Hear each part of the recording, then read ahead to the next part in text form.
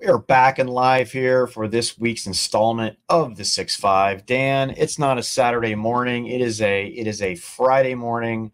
We're both in Austin. It's great to see you, bestie. How are you? Yeah, it's funny. I haven't heard us call it an installment before, but I kind of like that. Welcome back to the next installment of the 6-5. Yeah, so let's go with that. We are in installment number 208. You like that? I do. I like when we change things up. I mean, we've done a 7-5. We've been doing Saturdays, Pat. I mean, and now you're not even getting dressed anymore. I love what we've got going here. Oh, I looked in there and, I was on the big stage yesterday and I just decided, what looks good is a t-shirt and a hat. It was raining. It was dark when I got to work and it was raining and I had a huge trench coat on and decided that we didn't need a trench coat for the show. But no, it's great to see you, buddy. I'm soaking all this Austin juice in. It's nice to be home. What were you on the big stage for? Don't be shy. I haven't seen a victory lap. I'm dying. Oh no, I interviewed Michael Dell on the big stage. We had it was 1,000 people in the room. I'd say we had about 950. But no, talked about Michael, his life. I mean, went all the way back to him being a kid and all the crappy jobs that he had that, by the way, you and I had when we were little kids. Talked about his kind of philosophy of innovation, philosophy on culture, technology, AI. Catch it on the rebroadcast. It's on YouTube and it's on the South by South website. But no, Michael's just an amazing guy. I mean, geez, he's worth over $100 billion, and I'm really honored that he knows my name and that we get to spend time with each other on stage. Yeah, I've told this story privately, but I mean, you're this community, you're like our family. So, when I moved to Austin, I got, a lot of messages from people over time, but the first message I got, private message from anyone about my move was Michael. Slides into my DMs on Twitter and sends me this long kind of, I'm so happy to hear you're moving to Austin. Here's all the things that are amazing about this city. Don't be afraid to reach out. Introduced his wife, so that my wife, if she had questions, and of course, I didn't really ever take him up on it, but like he was genuine. Like it was amazing, genuine outreach and a warm welcome. I mean, this city is, Michael Dell in Austin. I mean, how much of this city has he helped to build and to create and flourish? Hospitals, college, buildings, art and history and culture, not to mention bringing tons of employment to the community. I mean, Pat, I was, only mildly envious, but I can't wait to watch back the replay. You guys looked great though. I saw you star-studded on the red carpet and you were wearing clothes instead of, looking all buff in a t-shirt. No, I appreciate that. No, Dan, it was fun. So, hey, we've got a good show for you. We're talking more than Michael Dell and South by Southwest. We're talking ARM, Cadence, Oracle, Adobe, OpenAI, not as in the company, but the notion of OpenAI that was discussed at South by Southwest, MongoDB earnings, and plus got a major design win that we want to talk about. And then maybe at the end, we're going to talk about the 6-5 Summit 2024. I would like that, Pat. I would like very, very much to talk about 6-5 Summit 2024. That would be fun. That's good. So, hey, let's dive in. Oracle had earnings. Hey, did OCI blow out and were apps at 20% like the last 4 quarters? Look, the company had a strong result. It had a beat. From a guide standpoint, it was where people wanted them to be. And more importantly, the company has continued on its trajectory of overall strength against the market. And why do I say that? Well, it wasn't like one of these mega blowout triple-digit growth areas in cloud that, we've seen Oracle have. And Oracle, of course, chasing a little bit, not being the biggest, but being, it's arguably gone back trying to be the third, fourth competitor. I think on a size-wise for its infrastructure, it is still sitting at fourth. But if you look at the total, aggregation of the business and the cloud, the company also had some really positive news about what it's calling the largest AI data center in the world. It's partnering up with NVIDIA I think that alone gave the stock like a 47% bump. I'm joking. But it did get a pretty nice bump when it talked about the AI data centers that it's building out in partnership with NVIDIA. So where did the growth come from? Well, I mean, look, it's overall cloud growth, 25%, nice mid double digit strength. And that cloud revenue is over 5 billion in the quarter. So you're talking about 20 billion of run rate on its cloud businesses now.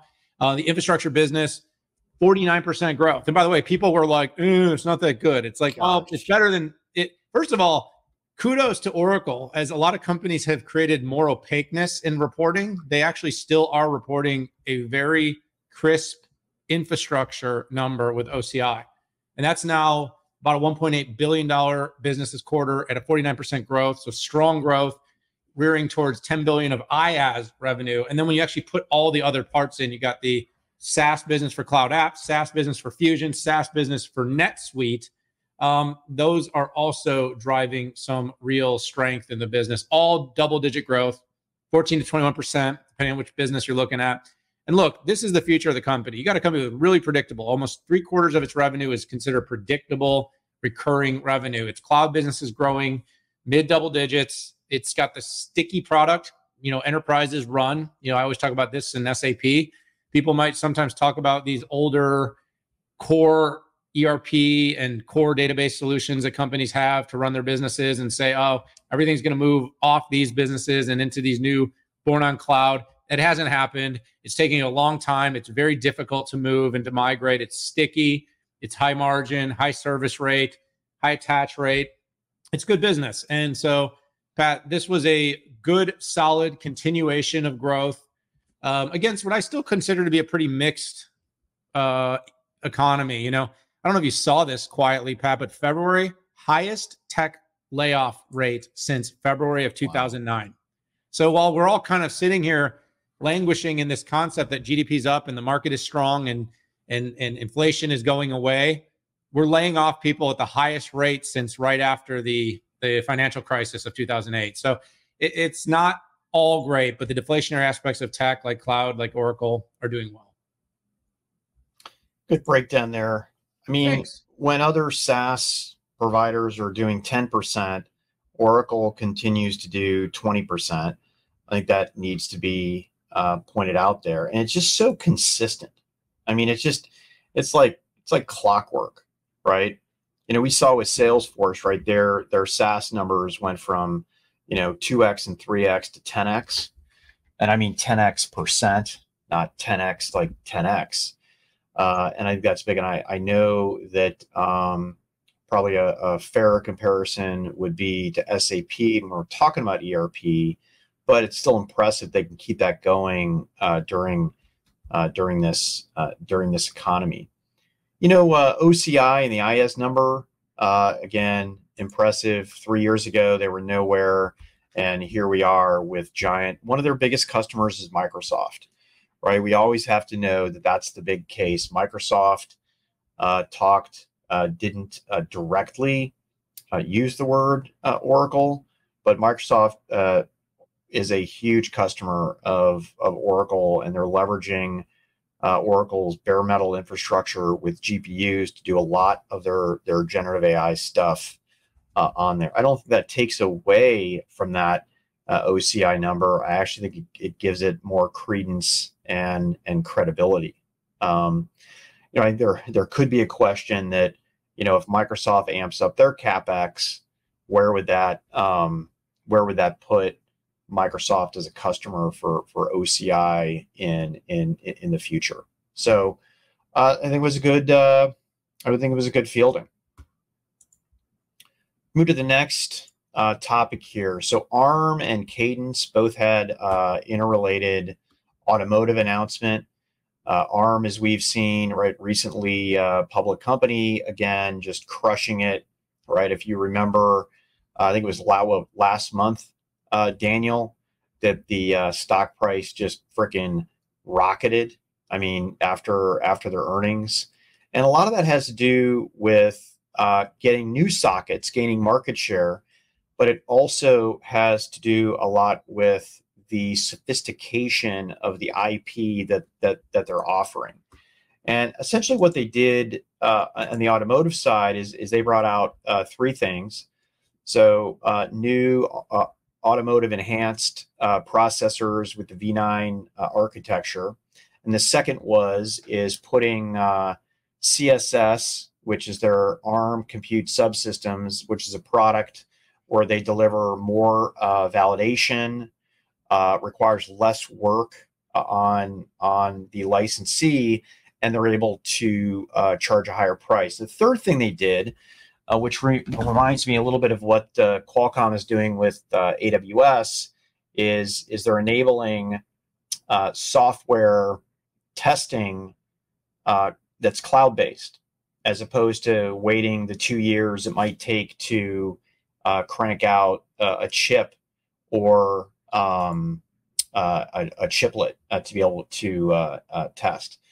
So now you've got ARM really going, and I like their expression of this bumper to bumper, right, all the way from an auto MCU, which is a very low end controller that sometimes competes with an FPGA, to zonal controllers, and that's essentially, hey, something like braking system, right? If you have a disaggregated design, to computer vision, right, where it's they add the ISP, and you can even add a third-party NPU to the cockpit, L2, and full autonomy. So ARM making a huge move here. If you look at their growth over the last couple quarters, at least the discussion was, sure, there was growth even in a declining market in smartphones because you had people going with bigger cores, but you had data center and you have automotive. So good progress from the company. By the way, it was really cool to see ARM's highest performance server processors, right? The same IP that's used, let's say, at AWS for ARM Neoverse used in Graviton being put in here. And I think this puts ARM and Qualcomm even at more odds. I feel the two companies kind of colliding. There was a related announcement by Cadence that essentially, so ARM doesn't do the chiplet, but Cadence has a software development platform and a reference design for ADAS. So if you are a tier one, if you are a chip maker and you're looking to increase and enhance time to market, you can use Cadence's platform to do this. And the other cool thing some people might know is Cadence actually has its own NPU, and it's called Neo Neural Processing Unit, or NPU, and then has an SDK called NeuroWeave for machine learning. And they also bring DSPs to the table. So not only can you use their tools, but you can also use Cadence's IP to accelerate your ARM-based design. Isn't it crazy how, like, the new power players in here are IP companies and companies that can, that you don't even have to be a chip company. You could be a Tesla and use their software to pull all this stuff together. Well, I think that's really what it's all about. I mean, look, there's the new power brokers. And by the way, there's a desire for the power broker to pivot, right? Nobody wants to be over dependent. The world has seen, let's just talk about ARM's announcements around vehicles. Well, first of all, ARM, it's all about moving up the stack. It's all about being more value add, more white glove, offering more services, and being able to raise its core value, literally core value, across everything it does, and make more per core, per license, and be able to bring more companies in to use its IP to develop chips. I mean, look, we're seeing a world where manufacturing of silicon used to be for a very small number of players. And now you're seeing that broaden and be democratized, and companies and industry vertical solutions are being built, chips for robotics, chips for IoT, chips for vehicles, chips for PCs, chips for wearables, hearables, VR, AR. And it's opened the door to lots of companies creating unique designs, and these unique designs enable differentiation. Historically speaking, there was a very small subset of chip manufacturers you could work with, and unless you had a certain size and scale of business, you couldn't even consider building something custom. Well, now we're seeing obviously what ARM's enabling from a custom, what Cadence, Synopsys enable from an IP standpoint. We're hearing companies like Marvell and maybe NVIDIA that are entering custom to help actually design custom chips. You've seen over time gaming console makers partnering up with companies like AMD to design custom chips for custom gaming console technologies.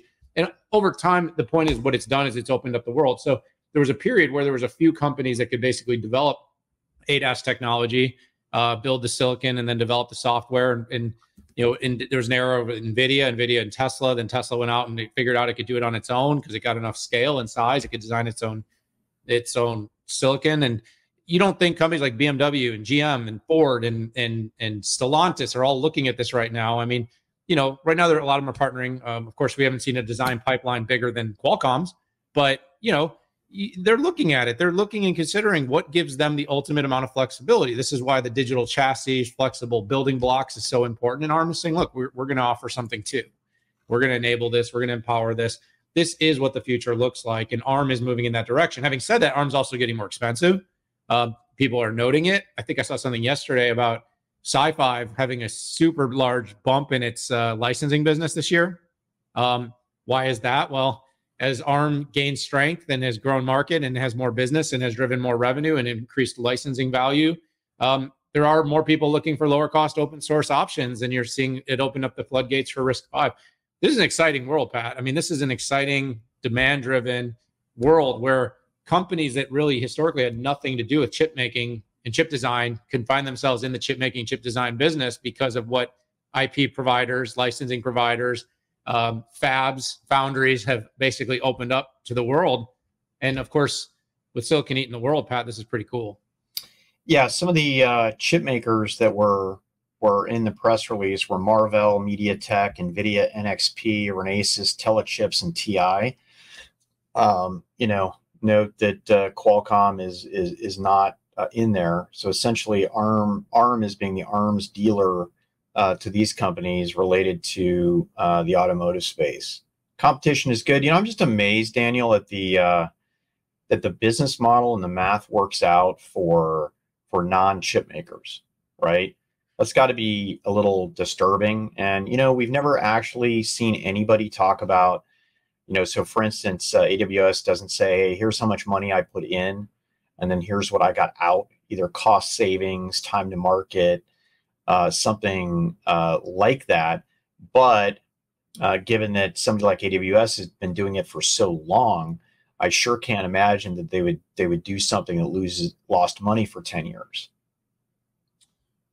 Yeah, well, I think this is going to be a really hot space to watch, Pat. I think it's just getting very, very exciting. And like I said, every new architecture, every new licensee and licensor of technology, it just goes to show, Pat, that while the world was thinking software would eat it, you and I knew what would really eat it. And I haven't done a victory lap on that in almost a week. So let's call it one more time right now. Just, hey, something about silicon. I do. Some people might say I don't know something about silicon, but I don't know. I worked for a company for 11 years that did silicon, ran product management, product marketing, corporate strategy, go to market. I mean, what do I know, Dan? And before that, I worked 10 years for a company where I specified which processors would go into my platform. I don't know. What do I want? I was a customer, a competitor. Now I'm a pundit. I don't know. What do I know? Let's move to the next. By the way, sarcasm is what I learned in the Midwest. It's what we do. It's our humor to get over my love language, Pat. Sarcasm is my love language. To get over the sadness of there being no jobs. So let's move to the next one. Adobe Q1. Could they take advantage of the AI boomtown, Dan? Yes and no. So Adobe had a top bottom, but again, when you make a top bottom but you don't guide with a lot of confidence, the market tends to be incredibly punitive, which in this case it was, taking almost a 10% battering.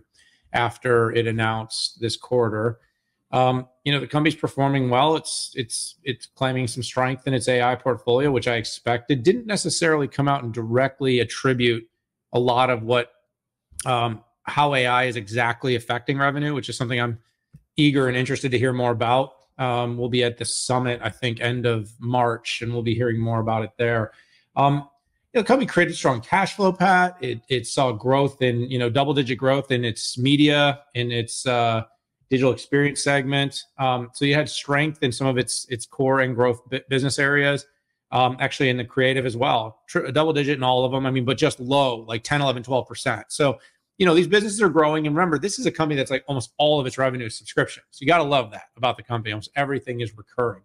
Makes it very, very healthy. On the document side, was actually its fastest growth, 18%. So that was strong. That was encouraging.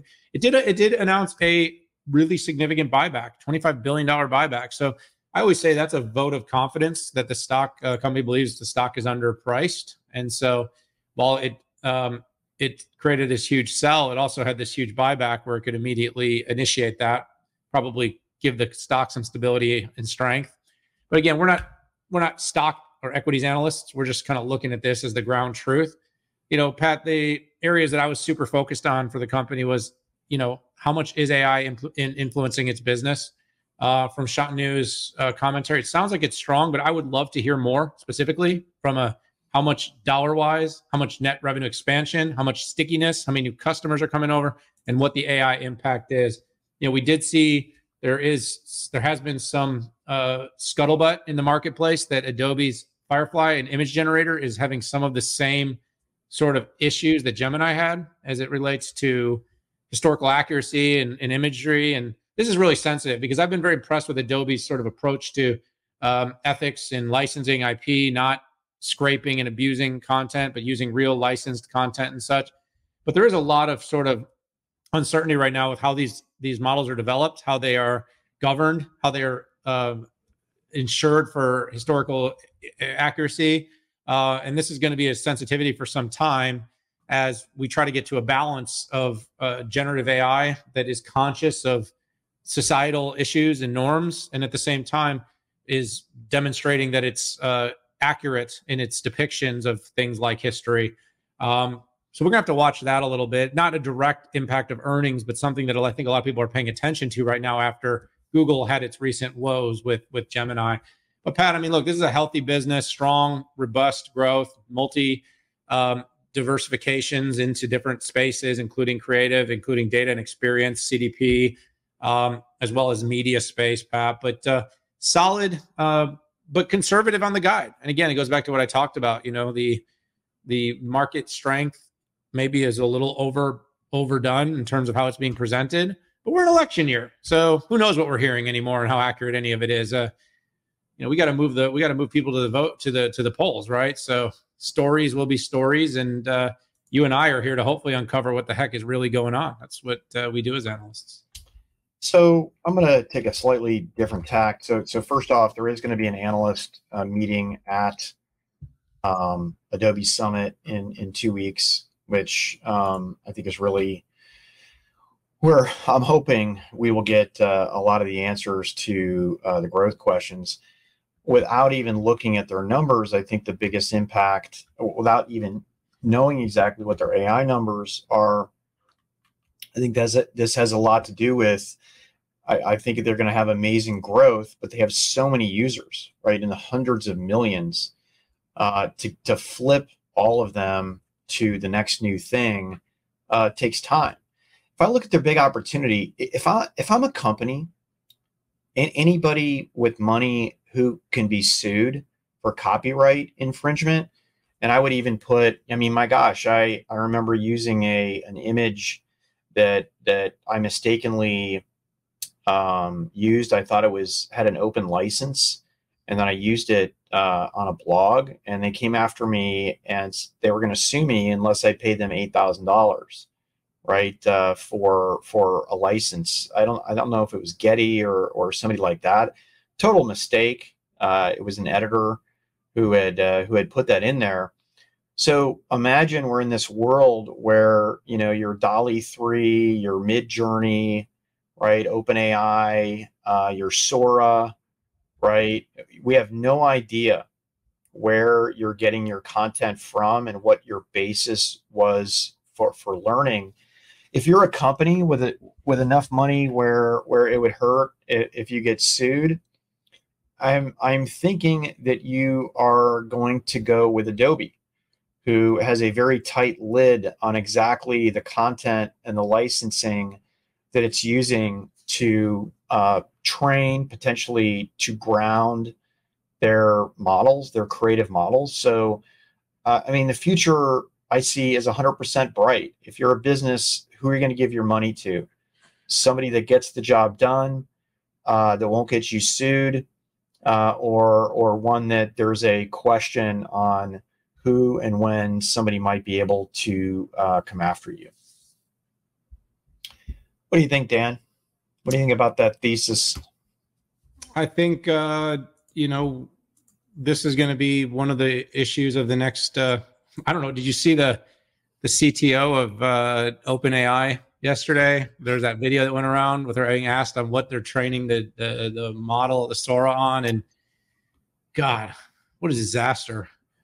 I don't know. Look, there's so much here, but I said that about Adobe. Like I've been very pleased with their transparency, obviously, and how they're handling it. It's not perfect, but as we create more and more generated content, Pat, you sure want to make sure that the content you're generating isn't going to get you sued. So it's going to be a big topic for some time. It is, and just wait till the AI gets smart enough to go in and learn what it's been trained on, and literally the AI is so smart it will come and sue you, and it'll show up in your email box. AI lawyer. It'll be like was it Demolition Man or whichever one where like if you speed, the ticket just comes right out the dash. You start speeding, it's just exactly releasing. Yeah.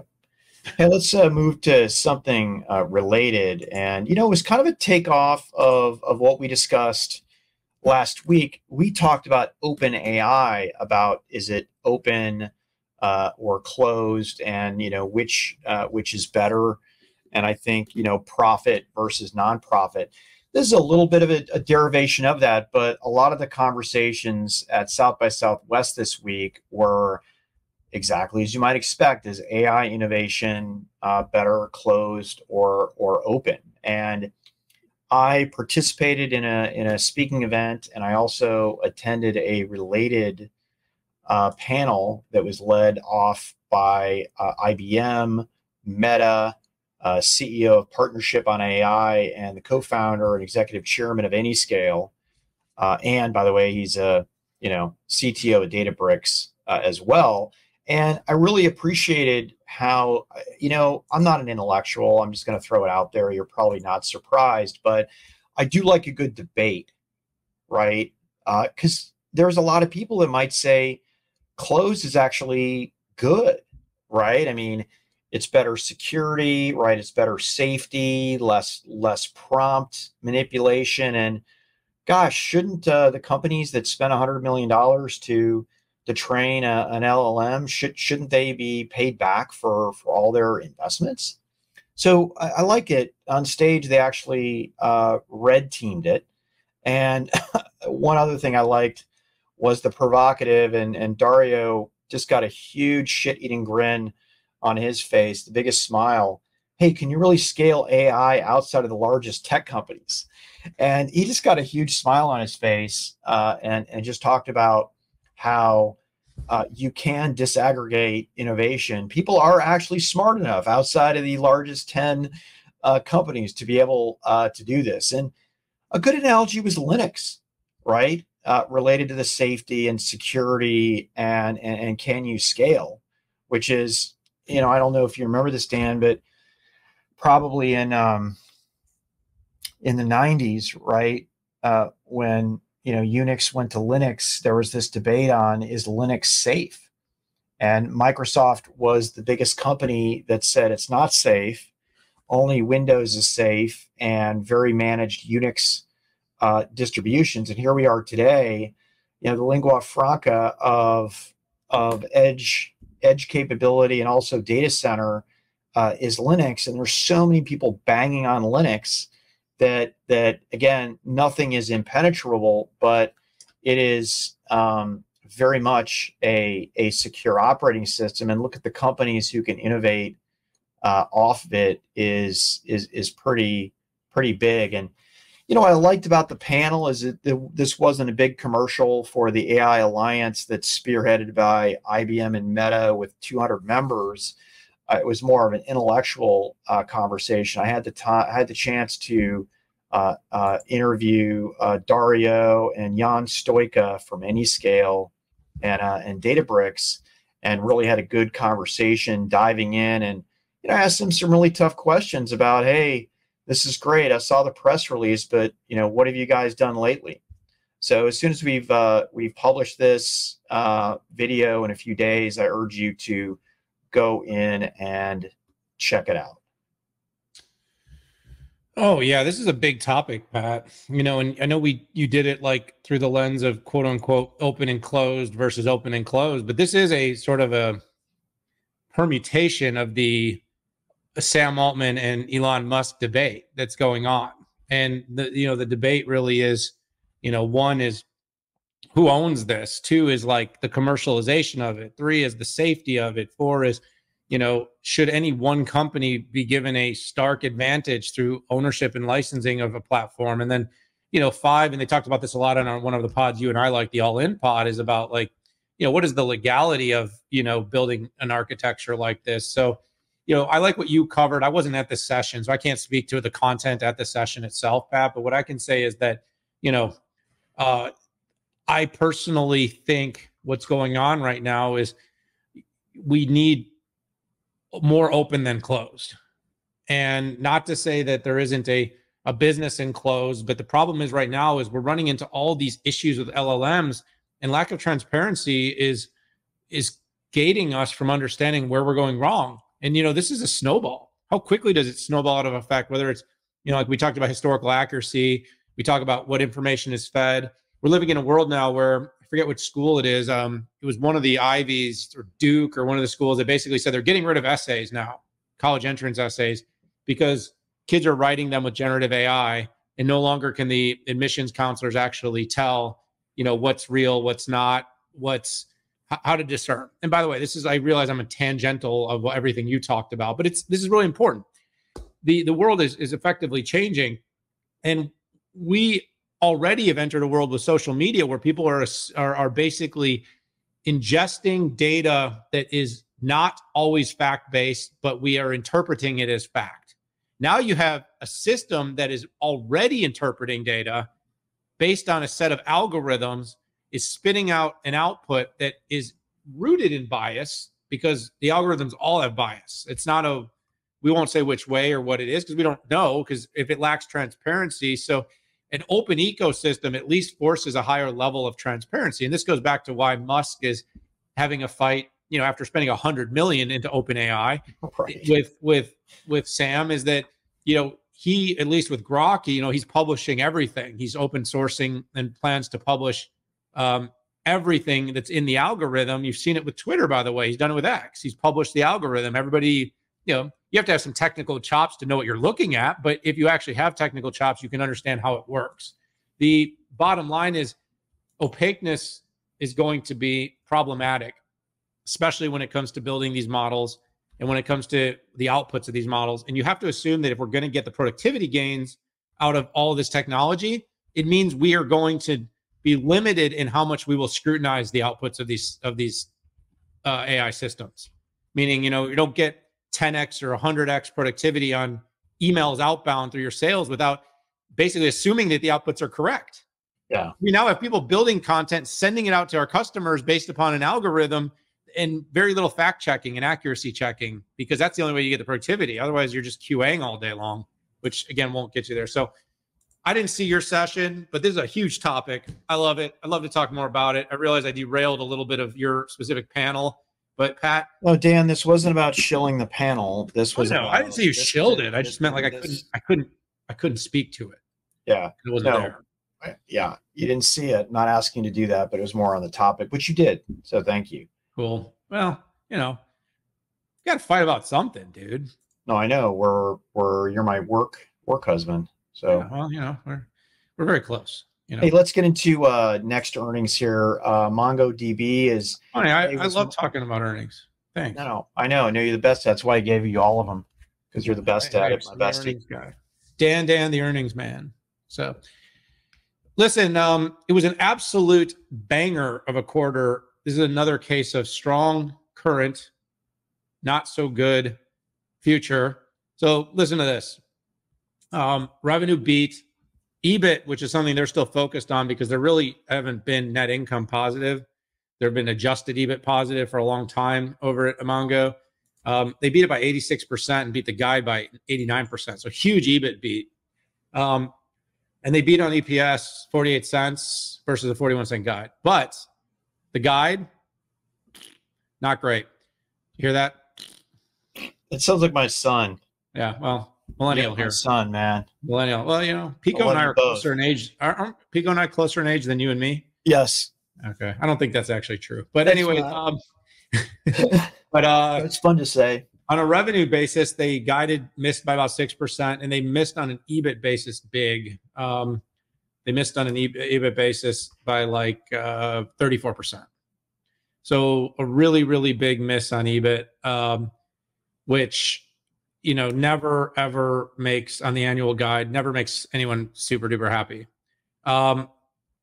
This is not indicative that the company is doing anything particularly wrong. Again, there seems to be a bit of conservativeness coming from CEOs about what lies ahead. But, there were some other good numbers in here, Pat, that are probably worth pointing out. You've got revenue growth at 27%. You've got full fiscal revenue up at 31%. You had 47,800 customers as of the end of January. So, they're a huge customer base. And 34% on the Atlas cloud, which has been a big focus, is how much of their business is moving to the cloud business. And now it's 68% of their revenue in Q4. So these are areas of strength. The company is, generating cash. It's still, it's still lost on a net basis for the year, which a lot of people, it's so confusing. Adjusted numbers can be so hard to wade through. But, overall, Pat, I think the company's, in good shape. It sets up well. Operational databases, very important in the era of AI. Vector, it's doing a lot of the right things, and it's made the pivot to this recurring cloud-based offering. And so I'm optimistic about it. But, what we saw here, Pat, across the board is a conservativeness in the guide, which I don't know why no one's talking about this, but, this economy is complicated. It is complicated, and it is not as robust as some people think. The jobs reports are all BS, huge adjustments every quarter. We're hearing about interest rate cuts. It doesn't look like we're going to get them. And I'm not trying to over macro, but the overall macro is what drives these guides. These guides are conservative because these CEOs are not feeling as optimistic about the long term. Unless you're selling GPUs, there's a lot of complexity in every other part of the business ecosystem. Yeah, I like to look at, times like this when a stock gets hammered is, do they have the right roadmap, and are they working to deliver optimal value?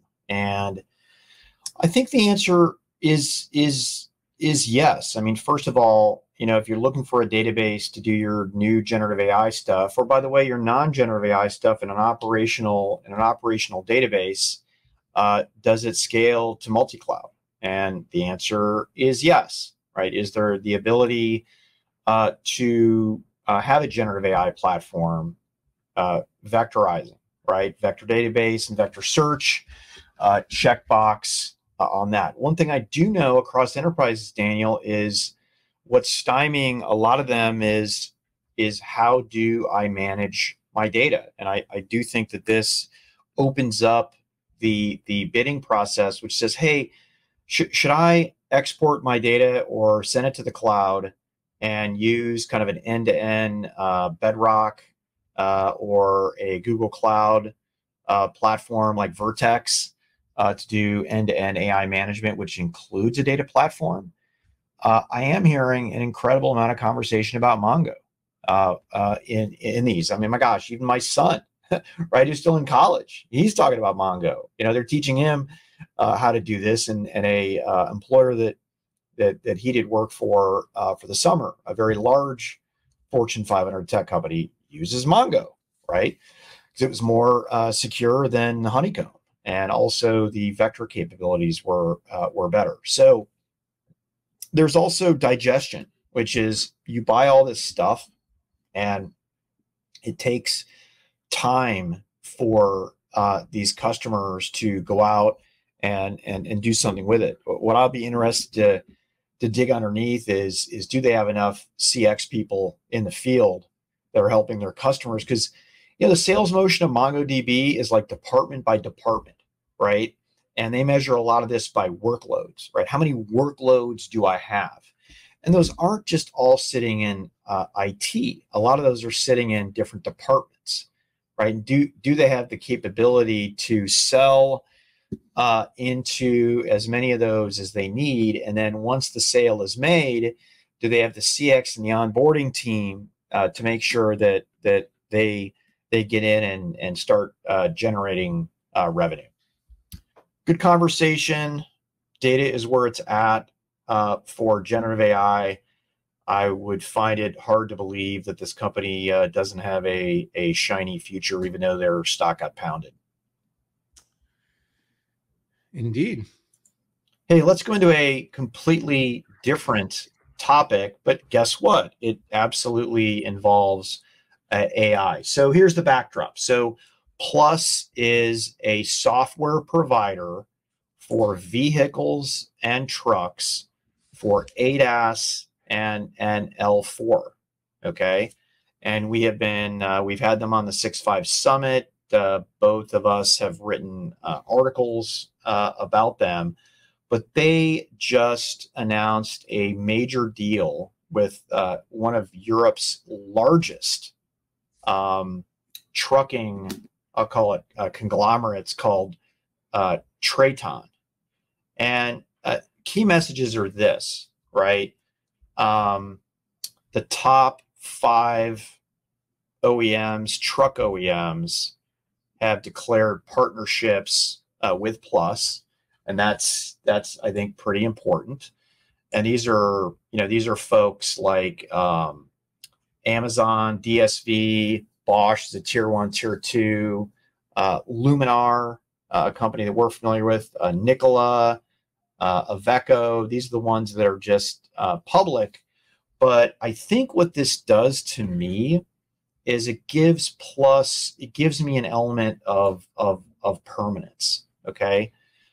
Because not only are they shipping L1 and L2 solutions into Iveco, Nikola, Bosch, Luminar, Amazon, and DSV, unlike their competition, Aurora, Torque, Kodiak, and Wabi, who they skipped over L1 and L2 and went directly to L4, right?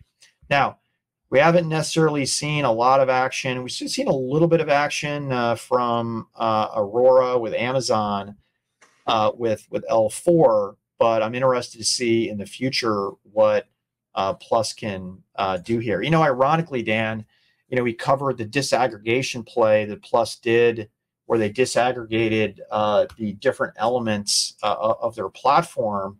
So, for instance, an Intel could use them for a certain piece, but this solution that I'm talking about with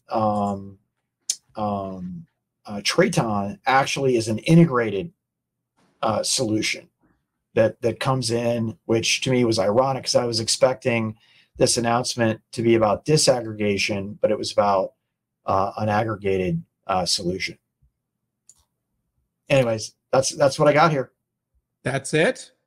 That's it, baby. All right. So I just had a couple, had the chance to talk to their chief operating officer, Sean Kerrigan. Definitely a great week for the company, being able to announce effectively that 2 of the major 5 autonomy, platform trucking companies are going to go with Plus. Iveco here, and then of course they were able to land Traton. which, you know, probably Navistar is the brand that more people would have known historically. Yeah. It is a big moment. And, you know, we're looking by the end of the decade, you know, we're going to see a lot of autonomous trucks. You know, I come from a family, it's in the trucking space. It's funny. My dad didn't believe it would be in his lifetime. Dad, it's going to happen in your lifetime. It's happening in your lifetime. So this is moving very quickly. Effectively, we got sort of three different solutions. You've got totally turnkey, which is what the Daimler approach is. And then you've got the approach that's sort of hardware, software aggregation plus OEM. And then what you really have with Plus is pure software. So it's purely focused on software. The hardware and the truck building is left up to the partner. So that's kind of how the three companies split and create the value add. So they're building block focused, and their building block is software. That's where they truly believe they're able to differentiate. You know, you look at the TAM, you're talking about a market that's got $1 trillion+ of TAM in the self-driving trucking space. It's big. It's a big opportunity. Of course, that's all in. That's hardware, software, and truck, not just the software itself. So Plus obviously can't capitalize on all of that, but it's meaningful. And again, this is directionally really good for the company, which is going to likely need to raise more money. You know, at some point, it's either going to make another big raise, maybe it'll go IPO if enough scale, but having these right partners, having these right OEMs, having, by the way, a West and an East win, with Traton being a West win for US, Europe, and then of course Iveco in China.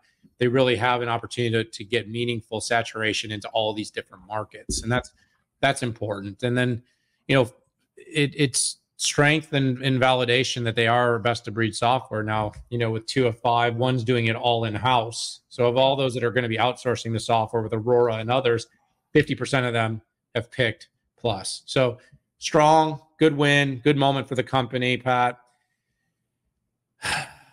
And we've ridden in one of these. I mean, we didn't ride in the L4 ones yet, but we've been in an autonomous truck with an experienced one of these with an L2 Plus driver participation. It's pretty cool, and it's gonna continue to change the world. Yeah, like what the company's done. They have separated themselves from all China activities. That Iveco is actually in Europe. And I think it's smart. Now they're the software arms dealer to the West for trucking. And by the way, cars, we haven't seen a car announcement yet, but I'm expecting that in short order. You know, I'd like to see the company partnering with all the platform providers out there. You know, interestingly enough, the ones that I listed for ARM, and I know they already have a partnership with NVIDIA on the platform side, but I'd like to see you know, announcements, platform announcements, very similar to the one, Daniel, you know, we saw with VMware with private AI, right? It's like VMware, private AI for NVIDIA, right?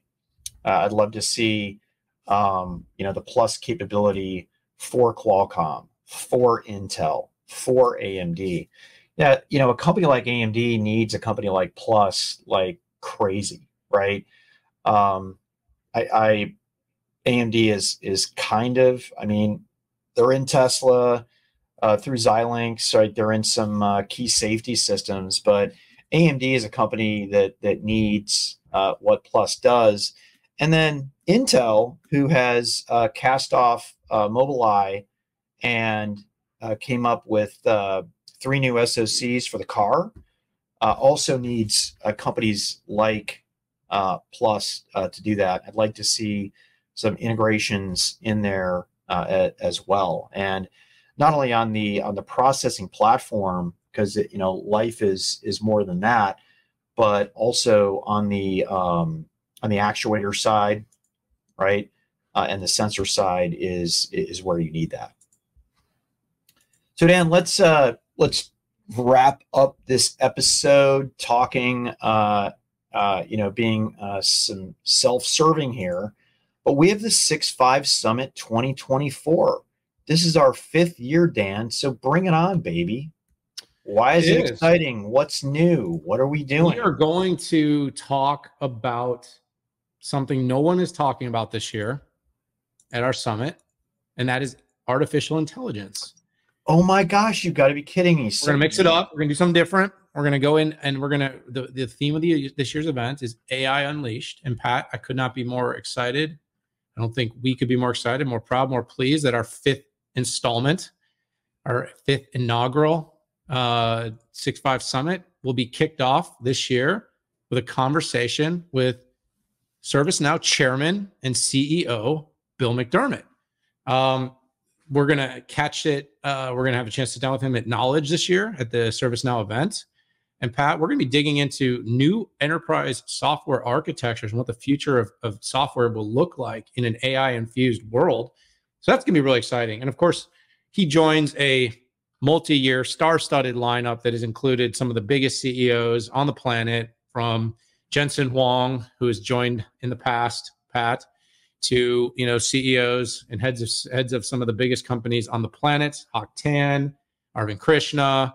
You kind of go down the list, Pat Gelsinger, Lisa Su, Michael Dell. We've had so many great, prolific CEOs over the years, and I couldn't be more excited, more proud to have Bill kicking off this year. And we got a great slate that will come to follow. We're filling that in as we speak. Yeah, it's fun. Some of the changes, in addition to AI is sprinkled everywhere, is we've added observability to the data platform, and we have a section called Enterprise AI Platforms. And these are holistic platforms and architectures that include data management, the training, the tuning of those, governance, and deployment to end users. I'm really, really excited about that. The other thing we've done is we've opened it up, enterprise apps, where sure, I think maybe we had ERP and CRM before, but we got every M out there: SCM, PLM, EPM, HRM, MarTech, HCM, field service management, CRM, CCAS, CX. We've got everything. Super excited about that. Here's the other thing, is all of the Moor Insights and Strategy and Futurum Group analysts will also be hosts. So regardless of what you want to talk about, you want to talk about thought leadership. You want all the way from thought leadership down to the nitty-gritty of an architecture or an operator, right? We have the specialist in that you can marry up with essentially your best speaker at your company. So that's all I want to say. I don't want to shill anymore. But if you want more information, you can hit up the SxSW.com. Dan, I am super excited about that. It's going to be amazing. I couldn't be more thrilled, more excited, more pleased. It's going to be a mega moment. And of course, with all that's going on, Pat, in AI, just getting the biggest, brightest minds in tech to join us once again is going to be another marquee moment. So thanks everyone in advance for registering, signing up, distributing, sharing. This is going to be great. I'm stoked. It is 87 days, 23 hours, 55 minutes, and 6 seconds. Are you ready? Let's go. I'm ready, baby. Let's go. Hey, I want to thank everybody for tuning in this week. Dan, pay attention till we go out. Love you, bestie. I know. I'm paying attention. I never don't pay attention to you, except when I'm not paying attention. I know. I'm just jealous that I can't pay attention to multiple things at the same time like you. Well, we don't know that I do that. All right. Anyways, folks, thanks for tuning in. We love you. Tell your friends, family, pets, whoever has access to video or audio. And, if you have complaints, you know where to find Dan. If you have accolades and victory laps, send those to me. Appreciate, love you. See you next Saturday. Friday.